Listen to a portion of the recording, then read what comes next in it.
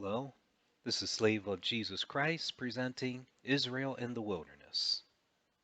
Viewer beware, let him who thinks he stands take heed lest he fall. So this message comes from Paul in 1 Corinthians chapter 10. So he starts off saying, Brethren, I do not want you to be unaware that all our fathers were under the cloud. All passed through the sea. All were baptized into Moses in the cloud and in the sea. All ate the same spiritual food, and all drank the same spiritual drink.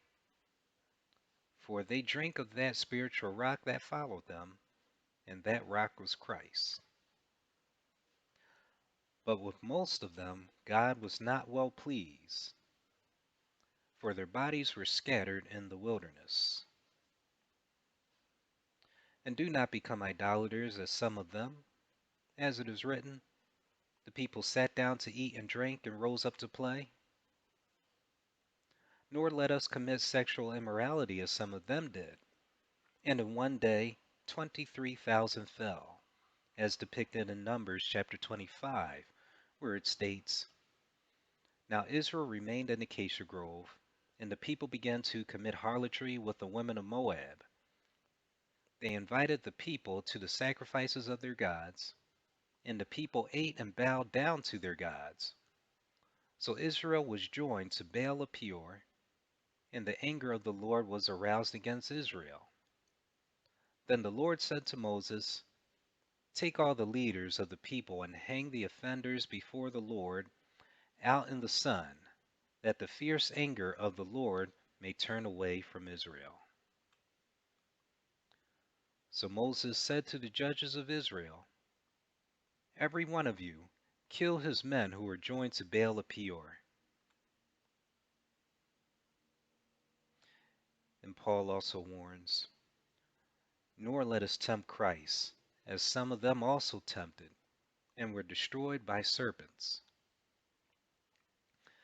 as depicted in Numbers chapter 21, where it states,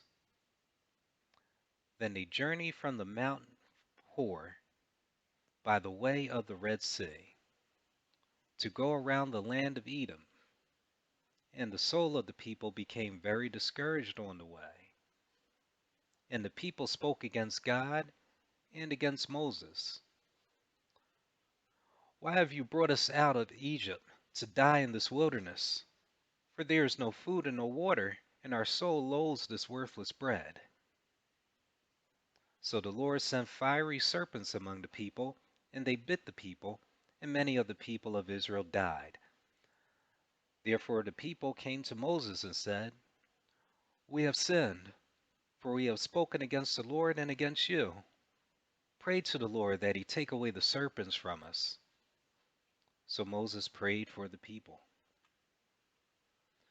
Then the Lord said to Moses, Make a fiery serpent, and set it on a pole. And it shall be that everyone who is bitten, when he looks at it, shall live. So Moses made a bronze serpent, put it on a pole, and so it was, if a serpent had bitten anyone, when he looked at the bronze serpent, he lived. And Paul also warns, Nor complain, as some of them also complained and were destroyed by the destroyer, as depicted in Numbers chapter 11. Now when the people complained, it displeased the Lord, for the Lord heard it, and his anger was aroused. So the fire of the Lord burned among them, and consumed some in the outskirts of the camp.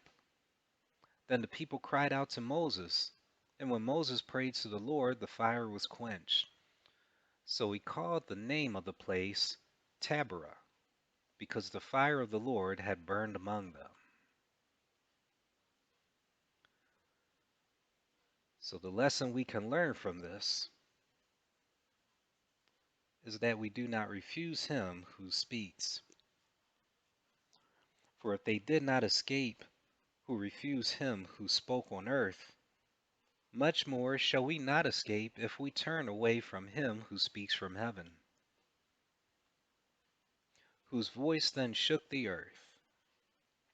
But now he has promised, saying, Yet I shall not only once more I shall shake not only the earth, but also heaven.